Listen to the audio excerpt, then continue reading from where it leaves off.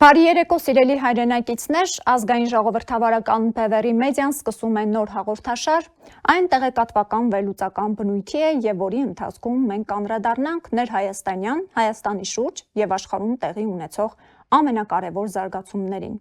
Սա մեր առաջին եթերն է, այնպես որ խնդրում ենք ներողամիտ լինել, հաջորդիվ մենք ավելի որակական լավ արտադրանք կցուցադրենք մեր եթերում։ Այնպես որ սկզբի համար նախ լայքեք, տարածեք եւ ձեր մեկնաբանությունները գրեք այս եթերի ներքո։ Եվ այսպես, սկսենք նրանից, որ սիրելի հայրենակիցներ այս շաբաթվա ընթացքում թշնամական կողմը պարբերաբար հանդես եկավ հայտարարություններով, թե իբր հայկական զինված ուժերը կրակահերթեր են արձակել ադրբեջանական դիրքերի ուղղությամբ։ Եվ ոչ թե մեկ հայտարարություն, այլ մեկ տասնյակը գերազանցող հայտարարություններով թշնամին հանդես եկավ։ Պարզ է, չէ, որ սա ադրբեջանական հերթական սադրանքն է։ Գոնե հայ ժողովրդիս համար պարզ է թշնամու ձեռագիրը, թե ինչպես են սովորաբար տեղի ունեցել ադրբեջանական սադրանքները, ինչ հայտարարություններ են նախորդել տեղի ունեցած դիվերսիոն դեպքերին կամ հայտարարություններին։ Ուստի մեզ համար պարզ էր, որ սա կամ հարձակման հող է սրանով նախապատրաստում թշնամական Բաքուն, կամ էլ ուղղակի ինչ-որ պատճառներ է փնտրում այսպես կոչված խաղաղության պայմանագիրը ստորագրելուց խուսափելու համար։ Այսպես թե այնպես էլ պարզ էր, որ Բաքուն այդ խաղաղության պայմանագիրը չի ստորագրելու, հիմա այս եթերի ընթացքում մենք կնշենք, թե ինչու։ Ինչ արեց հայկական կողմը։ Բաքվից հնչող մեղադրական հայտարարություններին հաջորդեցին պաշտպանության նախարարության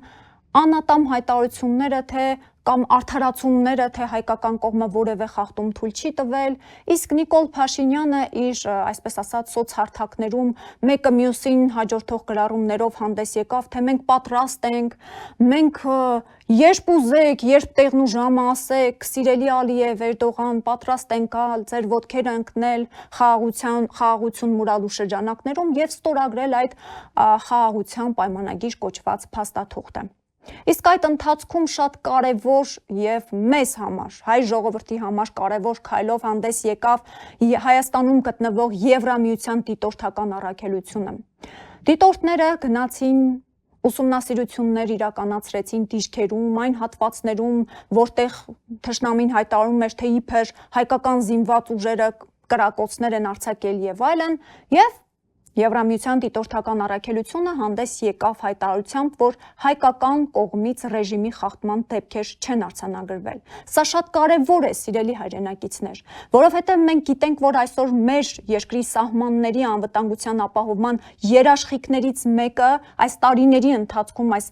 որ նրան առաքելությունը գտնվում է Հայաստանում, այո, նրանք են։ Եվրամիության դիտորդական առաքելությունը հանդիսանում է Հայաստանի անվտանգության ապահովման երաշխիքներից մեկը։ Եվ շատ կարևոր էր, որ դիտորդական առաքելությունը գնաց, սահմաններում ստուգումներ իրականացրեց եւ հայտարարություններով հանդես եկավ։ Ինչը իհարկե կոպիտ ասած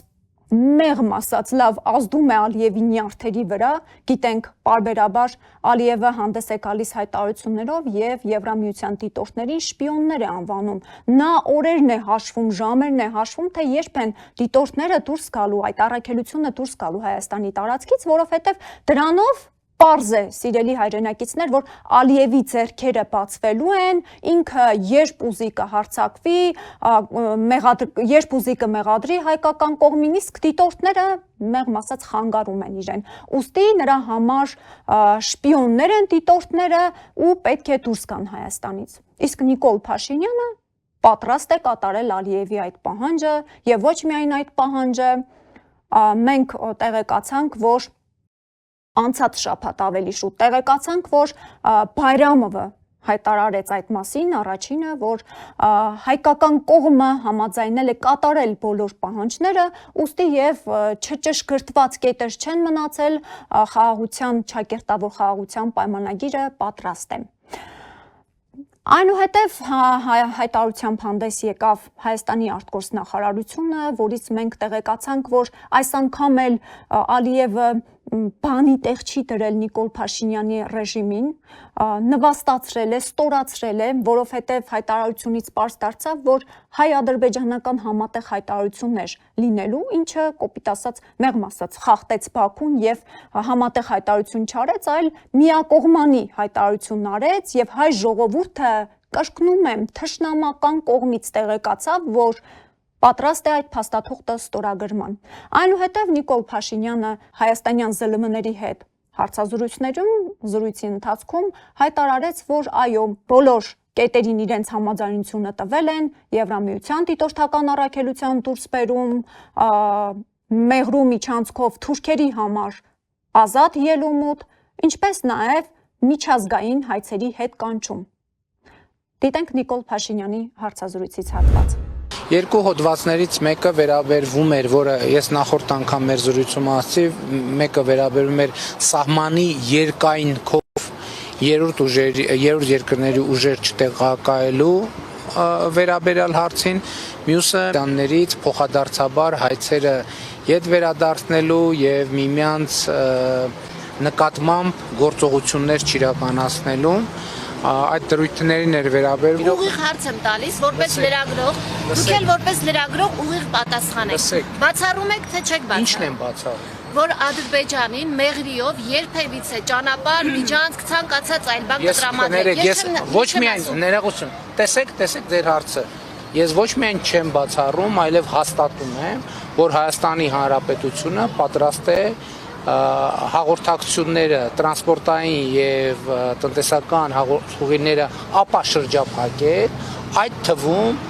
Ադրբեջանի արևմտյան շրջանների եւ Նախիջևանի ինքնավար հանրապետության միջև Հայաստանի Հանրապետության ինքնիշխանության, իրավազորության, տարածքային ամբողջականության շրջանակներում։ Եվս մեկ անգամ փաստ ենք, սիրելի հայրենակիցներ, որ մենք Հայաստանի Հանրապետության քաղաքացիներս թշնամական կողմից կրկնում եմ, թշնամական կողմից տեղեկացանք, որ հայ-ադրբեջանական այսպես կոչված խաղաղության պայմանագիրը պատրաստ է, բոլոր կետերի շուրջ կա համաձայնություն, բայց դրա բովանդակությանը մենք ծանոթ չենք, սիրելի հայրենակիցներ։ Դեռևս ուղղակի ինչ-որ կետեր են մեզ ծանոթ, որը նշանակում է Հայաստանի կապիտուլյացիա, եթե մենք ստորագրում ենք այդ փաստաթուղթը, Հայաստան պետության լուծարում, Հայաստանի ոչնչացում։ Դեռ չգիտենք բովանդակությունը։ Դա գաղտնի է պահվում, հավանաբար մտածում են, որ ստորագրելուց հետո նոր բովանդակությունը կհրապարակվի։ Բայց կրկնում եմ, այս փաստաթղթով մենք ոչ միայն մեղրու միջանցքով ազատ ելումուտ ենք տալու, ավելի ճիշտ Նիկոլի թշնամի ռեժիմը ազատ ելումուտ է տալու թշնամական կողմին, ոչ միայն միջազգային դատարանից հայցերը հետ են կանչվելու, այլ նաև Եվրամիության դիտորդական առաքելությունը դուրս է գալու Հայաստանից։ Այն դեպքում, երբ սիրելի հայրենակիցներ, ոչ թե մենք ենք ասում, այլ վիճակագրությունն է փաստում, որ Եվրամիության դիտորդական առաքելության Հայաստանում տեղակայումից ի վեր հրադադարի ռեժիմի խախտումները կտրուկ նվազել են, մահվան դեպքերը կտրուկ նվազել են, հիշում եք, չէ, նախկինում ինչ դեպքեր էին տեղի ունենում, օրը մեկ մեր զինծառայողները զոհվում են թշնամու կրակոցից, զոհվում էին, հիմա նման բան չկա, հիմա Ալիևի ձեռքերը կապված են, ուստի Նիկոլ Փաշինյանի ձեռքով Ալիևը նաև Եվրամիության դիտորդական առաքելությունն է հանում Հայաստանից։ Իդեպ, սիրելի հայրենակիցներ, միայն սա չէ, այս հայտարարությունից հետո, երբ որ արդեն մենք տեղեկացանք, որ այդ փաստաթուղթը պատրաստ է եւ պետք է արդեն մնում է տեղը, վայրը հստակեցնել, որպեսզի այն ստորագրվի, Բաքուն հանդես եկավ, ավելի ճիշտ վաղուց էր հանդես եկել, այլ հիշեցրեց եւս մեկ անգամ իր մյուս պահանջները, որ պետք է փոխվի Հայաստանի սահմանադրությունը, որ պետք է լուծարվի ԵԱՀԿ Մինսկի խումբը, որ էլ չենք ասում այն մյուս պահանջները, որ պետք է Արցախյան բոլոր պատերազմի մասնակիցները դատվեն, ընդ որում մեր Արցախյան պատերազմի մասնակիցները Ադրբեջանի համար պատերազմի հանցագործներ են, այնինչ մենք չենք արել, այնինչ մենք չպահանջեցինք, դա անում է ժամանակին այնինչ մենք չարեցինք, դա անում է թշնամի Ալիևը մինչև վերջ նպատակ ունենալով ծնկի բերել մեզ, սիրելի հայրենակիցներ։ Դեռ չենք ասում ռազմատուգանքների մասին, որոնք կորզելու են մեզանից։ Դեռ չենք ասում, որ բերելու են ադրբեջանցի փախստականներով են բնակեցնելու Հայաստանը։ Եվ այս ամենը տեղի է ունենում Քանի որ իշխանության է Նիկոլ Փաշինյանի հակահայ ռեժիմը, նա շատ լավ գործիք է Ալիևի եւ Էրդողանի, ինչպես նաեւ Վլադիմիր Պուտինի ձեռքում, ուստի քանի դեռ նա իշխանության է, իրեն պետք է օգտագործեն, մինչեւ կլուծարեն Հայաստան պետությունը։ Ազգային ժողովրդավարական բևերը միակ քաղաքական ուժն էր, որը դիմադրության կոչ արեց հայ ժողովրդին, երբ պարզ դարձավ, որ այսպես կոչված խաղաղության պայմանագիրը պատրաստ է եւ բոլոր կետերին այս հակահայ ռեժիմը իր համաձայնությունն է տվել։ Բևերը, հավատարիմ մնալով իր որդեգրած սկզբունքներին, պատրաստ է անհապաղ երկխոսության բոլոր այն ուժերի հետ, որոնք կիսելով գոյաբանական վտանգը պատրաստ են համախմբվել նման դիմադրական շարժման մեջ, նշվում էր ազգային ժողովրդավարական բևերի խորհրդի տարածած հայտարարությունում։ Լսենք նաև Վահե Գասպարյանին։ Ազգային մտածող մարդիկ, հայրենասեր մարդիկ, ովքեր Հայաստանի ապագան չեն պատկերացնում ոչ Ռուսաստանի կազմում կամ Ռուսաստանի հովանավորությամբ որպես գուբերնիա եւ ոչ էլ թուրքական վիլայեթ, պիտի միանան, պիտի միավորվեն, համատեղեն իրենց ջանքերը եւ ղեկավարեն ժողովրդից ասում է, իսկ որ ժողովուրդը պատրաստ է այդ ցասման, վկայում են այն բոլոր հարցազրույցները, այն բոլոր հարցումները, սոցիալական հարցումները, որոնք ցույց են տալիս, որ Նիկոլ Փաշինյանը ունի շատ ցածր ռեյտինգ, 10%-ից պակաս, Նիկոլ Փաշինյանի աշխատանքից դժգոհ է ժողովրդի գերակշիռ մեծամասնությունը, 70-80%-ը, ժողովուրդը ատում է Նիկոլին, ժողովուրդը զզվում է Նիկոլից եւ ժողովուրդը սպասում է այն պահին, երբ հրապարակում կհայտնվի այն քաղաքական ուժը, որը ժողովրդին կկանչի փողոց։ Ինչպես նշեցինք, ադրբեջանական, այսինքն թշնամական կողմի մյուս պահանջները եւս օրակարգում են, սիրելի հայրենակիցներ, եւ Ալիևի նպատակը Հայաստանի վերջնական կապիտուլյացիայի հասնելն է։ Եվ այդ հարցում իրեն օգնում է իր մեծ եղբայր Էրդողանը։ Այդ երկրի իշխող քաղաքական ուժի ներկայացուցիչները եւս արդեն բազմիցս հայտարարել են, որ հայ-թուրքական հարաբերությունների կարգավորման համար Հայաստանը նախ եւ առաջ պետք է կարգավորի իր հարաբերությունները Ադրբեջանի հետ։ Նորից խոսել են սահմանադրությունը փոխելու անհրաժեշտության մասին, խոսել են, որ ոչ մի պահանջ հայ ժողովուրդը չպետք է ունենա, Արցախի վրա պետք է խաչ քաշի հայ ժողովուրդը, ել չենք խոսում Արևմտյան Հայաստանի մասին։ Այնպես որ մինչ Նիկոլ Փաշինյանը բարբաջում է, թե հայ-թուրքական հարաբերությունները առանց նախապայմանների կարգավորվելու են եւ որ հայ-թուրքական սահմանը բացվելու է, թուրքական կողմից հիշեցնում են, որ դուք պետք է կատարեք Ալիևի բոլոր պահանջները, որպեսզի մենք ձեր հետ ընդհանրապես խոսենք կամ մտածենք, խոսենք, թե չխոսենք։ Եվ Նիկոլ Փաշինյանին այս հարցում չօգնեց անգամ իր այն նախաձեռնությունը, որ անցած շաբաթ արեց, այստեղ Հայաստան բերելով մեր փողերի, Հայաստանի Հանրապետության հպարտ հարկատուների հաշվին Հայաստան բերեց թուրքական լրատվամիջոցների ներկայացուցիչներին, մի քանի օր այստեղ նրանց շքեղ կյանքով պահեց, հարցազրույց տվեց, մի քանի ազդակներ ուղարկեց իր սիրելի Էրդողանին, ասելով, որ ես պատրաստ եմ ամեն ինչի, պատրաստ եմ գալ, խոնարհվել, ձեր ոտքերը համբուրել, միայն թե ստորագրենք էլի այդ խաղաղության պայմանագիր կոչված պատերազմ բերող փաստաթուղթը։ Նիկոլ Փաշինյանը թուրքական լրատվամիջոցների հետ զրույցում, սիրելի հայրենակիցներ, եւս մեկ անգամ հարկ համարեց ընդգծել, որ Արևմտյան Հայաստանը դա Շիրակի մարզն է, Արմավիրի մարզն է։ Իմ ընկալմամբ Արևմտյան Հայաստանը Հայաստանի Հանրապետության Արմավիրի մարզն է եւ Արմավիրի մարզի եւ Շիրակի մարզի կոնկրետ բնակավայր է։ Եվ ինչու եմ ես այդ հայտարարությունը անում։ Եթե մենք տարածաշրջանին եւ միջազգային հանրությանը տալիս են ուղերձ, որ սպասեք, մենք կհզորանանք եւ տեսեք,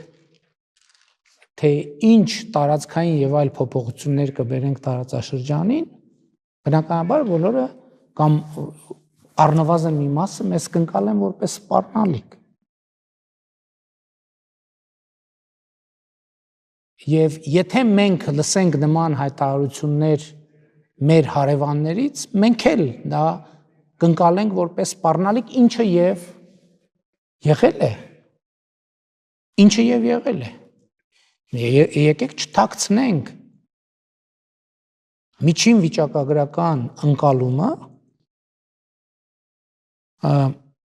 Հայաստանում, Հայաստանի Հանրապետությունում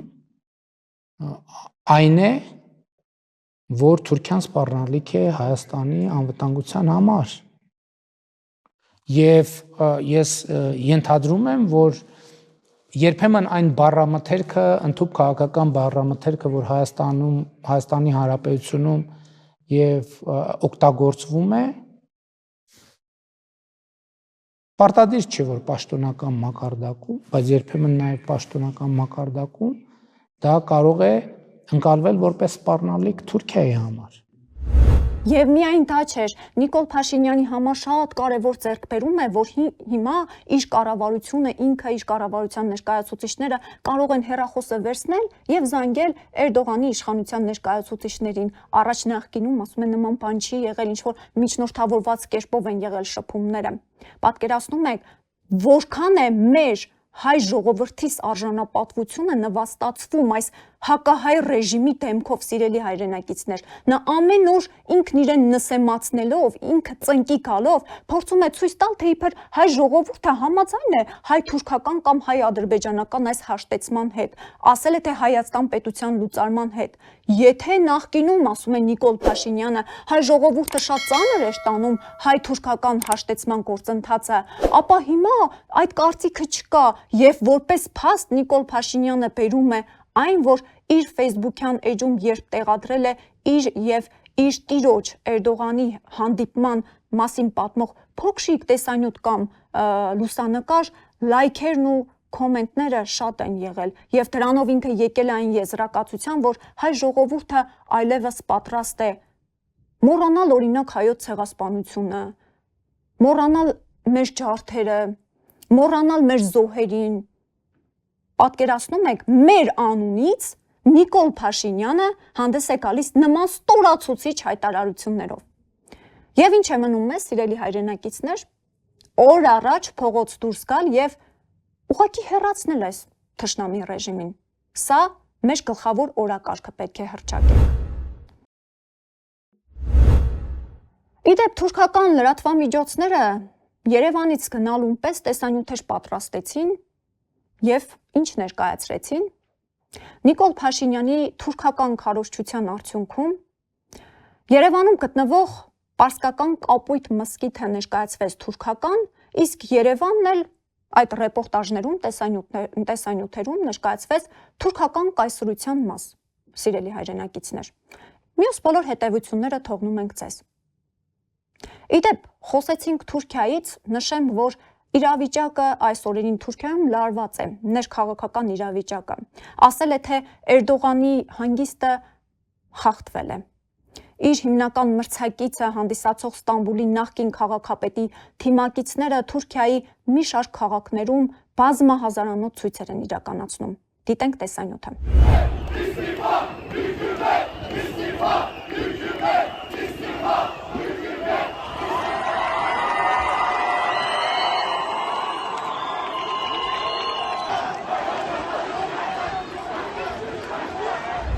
Անցնենք հաջորդ թեմային, սիրելի հայրենակիցներ։ Այս օրերին ընթանում է Բաքվում ապօրինաբար պահվող հայ գերիների դատավարությունները, իդեպ այդ դատավարական process-ը շատ ակտիվ կերպով է ընթանում։ Եվ այս օրերին Երևանում նաև ցույցեր են տեղի ունենում, մի քանի ցույցեր տեղի ունեցան, վերջինը կառավարության շենքի մոտ էր Բաքվում ապօրինաբար պահվող հայ գերիների վերադարձի պահանջով։ Իդեպ, այս հարցի վերաբերյալ ազգային ժողովրդավարական բևեռի խորհրդի անդամ, Սասնա ծռեր խմբի անդամ Ապստամբ Վարուժան Ավետիսյանը, ով գտնվում է Նուբարաշենի բանտում, հայտարարությամբ է հանդես եկել, որը ես սիրով կընթերցեմ։ Բաքուն հանձինած Ռուբեն Վարդանյանի եւ մյուս հայ գերիների դատում է հային եւ Հայաստանին։ Ուստի յուրաքանչյուր հայի պարտքն է պայքարել նրանց ազատության համար, անկախ նրանց եւ նրանց տեսակետների ու գործունեության վերաբերյալ իր պատկերացումներից։ Միևնույն ժամանակ հարկ է նկատի ունենալ, որ Ռուբեն Վարդանյանի առաջիկա վերադարձը հայրենիք ռեզոնանսվելու է աշխարհում եւ մեր տարածաշրջանում կայանալիք փոփոխությունների հետ։ Այդ պատճառով բոլոր հայամետ ուժերն ու գործիչները պարտավոր են ըստ այդմ ճշգրտել եւ կարգաբերել իրենց ռազմավարություններն ու մարտավարությունները, ջանքերի լավագույնս համատեղմամբ առաջիկա փուլը հայի երազանքի Հայաստանի թռիչքային զարգացման մեկնարկի վերածելու համար։ Վարուժան Ավետիսյան, Նուբար Աշենի բանտից 17 մարտի 2025 թվական։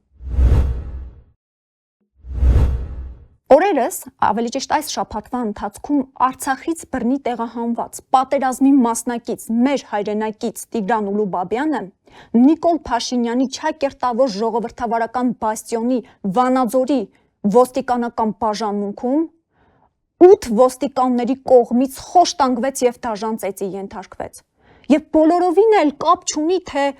ինչ դեպքով էին տղային տարել ոստիկանական բաժանմունք։ Այստեղ խնդիրն այն է, որ պատերազմի մասնակից Արցախից բռնի տեղահանված մեր հայրենակցին տանում են վարչության պետի աշխատասենյակում դաժան ծեծի են ենթարկում 8 հոգով խոշտանգում են։ Սա Նիկոլ Փաշինյանի չակերտավոր ժողովրդավարական բաստիոնից։ Այլևս հարց է, թե ընդհանրապես ժողովրդավարության ինչ որ փշրանքներ մնացել են, թե դրանք ուղղակի սպանվել, ոչնչացվել են Նիկոլ Փաշինյան, բռնապետ Նիկոլ Փաշինյանի ռեժիմի կողմից։ Լսենք տղայի զրույցից մի փոքր հատված։ Տանում եմ քցում 8 հոգով, 10 րոպե այս մեկն ախփում քֆուրանում, մեկն ախփում քֆուրանում, բեսպրիձելավարի։ Էդ է մեր պետության դրած աշխատողն են։ Նենց նանում ախպեր, դու պատկերացրու այդ ինձ նարալ տենց, տես իշքան մարդու տարած կնին այդ տենց։ Հարվածները հիմնականում որ հատվածում են։ Գլխից են խփալ, սենց գլխիցս բռնալա, մազերիցս ենքան, սենց գլխից սենց արել մի սենց մազերս բոկվելա։ Էտա թա լավ մի քիչ մնա մի սիգարետ դրեք թող ծխի, հեսա բասկը թողեն։ Ու այդքան շո, ու միջև այսօր հələ մարդ չկա։ Քանի ժամ դուք մնացիք։ 2 ժամ մենակ ախպեր ծեծալնից։ Ու 2 ժամ, հələ ես շատ եմ լի պոստ պահած առաջ ժամ։ Ես գիտեմ լի ժամը օրինակ ինչքան վաղ տա, 10 րոպե մեկ է, սաղի դեմքերն է հիշում, սաղին հատ-հատ։ Սաղին ով ինձ խփալա, ինձ հայհոյալա, սաղի դեմքերը հիշում։ Իդեպ, այս հարցի վերաբերյալ մենք փոքրիկ մեկնաբանություն ենք խնդրել նաև իրավապաշտպան Նինա Կարապետյանցից։ Լսենք նրան։ Սա այն սխեման է, այն